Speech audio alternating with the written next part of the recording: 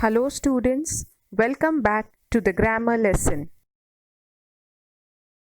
Today in this lesson you will learn how to use modal verbs properly.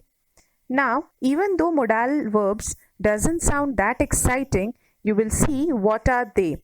You will realize that we use these verbs all the time, and so you need to know how to use them correctly in English language. Let's have a look. What are modals? A modal is a type of auxiliary, that is a helping verb that is used to express ability, possibility, permission, obligation, prediction, or intention. So now, what is ability? Ability is your capability, your potential, means the things which you can do. Possibility means the chances of happening something. Permission is to allow to perform some duties. Obligation means your duty, your responsibilities. Prediction means your guesswork. And intention means determination. These are the few examples given below: can, could, may, might, will, would, shall, should, must, and have to. These all examples are modal verbs, but in this lesson we will be studying only 4 modals, that is can, may, will, and shall. Let's learn the basic rules of modal verbs. Rule 1. Modals never change their form with the number or person of the subject. Means the modal remains the same even though if the subject is singular or plural. Examples: Tom can write poetry very well. Now in this sentence, Tom is a singular subject and we have used the modal can. They can write poetry well. So in this second sentence, the word they, the pronoun, is a plural pronoun, but with the plural pronoun even we are using the same modal as can. They can write poetry very well. He can write poetry very well. He is a singular subject. So the rule 1 says modals never change their forms with the number or person of the subject. Rule 2. A modal is followed by the main verb, which is the base form of the verb. Here in these sentences, after a modal, you should always use the main verb, that is the V1 form of the verb, the base form of the verb. The examples: I can help you with that next week. In the first sentence, can is a modal and help is a V1 form of the verb. Second one, when I was a child, I could climb trees.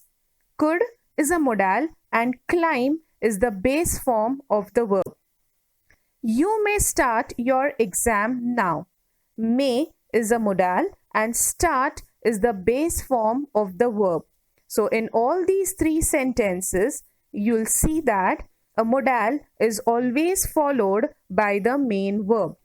But there's one exception. A modal is not followed by the main verb only in question tags or where you ask the sentences where you ask questions. For example, you can solve this, can't you? She won't sign this, will she? So the second rule does not apply only for the sentences which are in question form. Rule 3.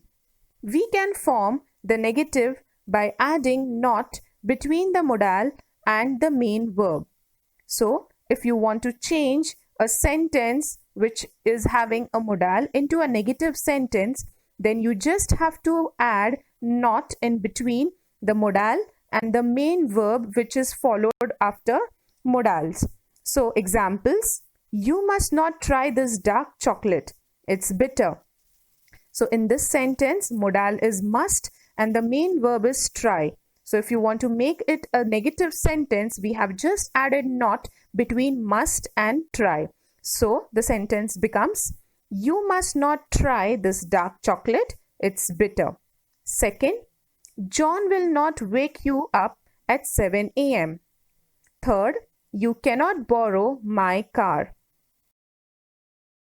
Now let's begin with the usage of these modal verbs: can, may, will, and shall. Use of can. Can is used to express ability and used for asking and giving permission, but in informal way. Ability: I can speak Russian. Rahul can play football.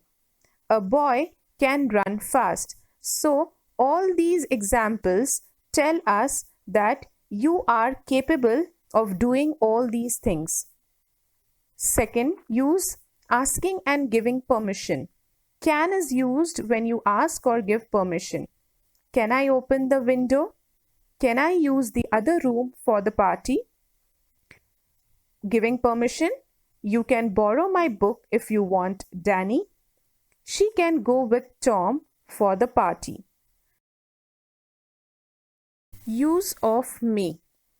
May expresses strong possibility and is used for asking and giving permission, but in a formal use, a formal way.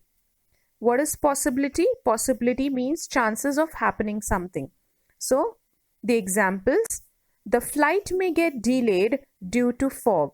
So here it means that there are chances that the flight may be late because there is fog. I may buy a new cycle next week.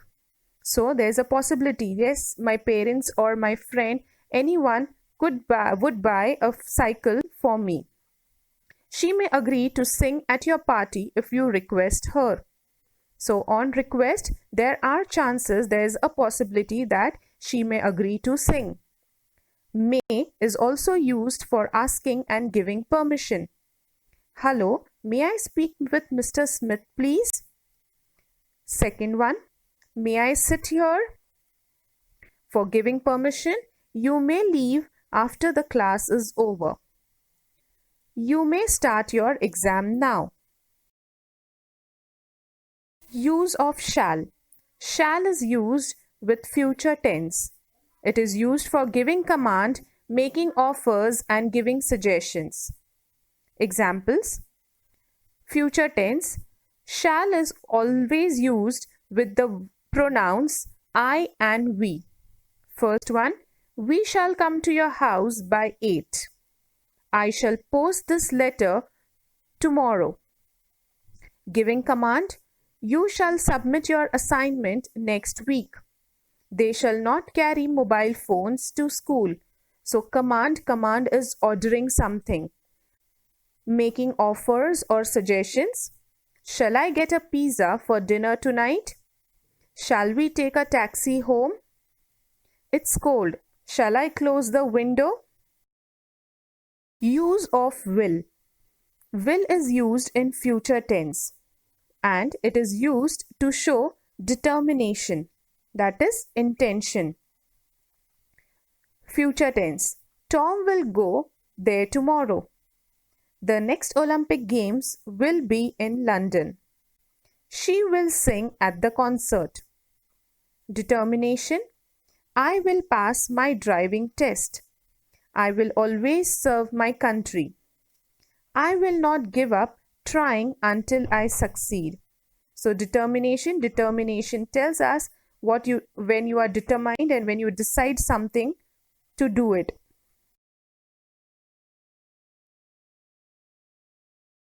On the screen, you have few examples. Fill in the blanks with the correct modal verbs. Pause the video, read the sentences and find out the correct answer for the blanks. Here are your answers. Negative form of modals. The negative form of the modal is formed by adding not after the modal. So, you already have a modal and the main verb in a sentence. So if you need to convert it into a negative sentence, we just need to insert not after the modal and before the main verb. Examples: they cannot enter without a visitor pass. You shall not disobey the rules of the school. Children may not be allowed to carry valuable things on the trip. My mother will not allow us to play inside the house. Let's recapitulate. In this chapter, we studied modal auxiliaries are also helping verbs. Modals are used to express ability, possibility, permission, prediction, obligation, and intention. Modals do not change according to the number, that is singular or plural. Modals are always followed by a main verb, but there is an exception. Only in the questions, modals are not followed by the main verb. And the last one, we can form negatives by adding not between the modal verb and the main verb. I hope you all are clear with the concept of modals. Now let's meet once again in the next grammar topic. Bye-bye.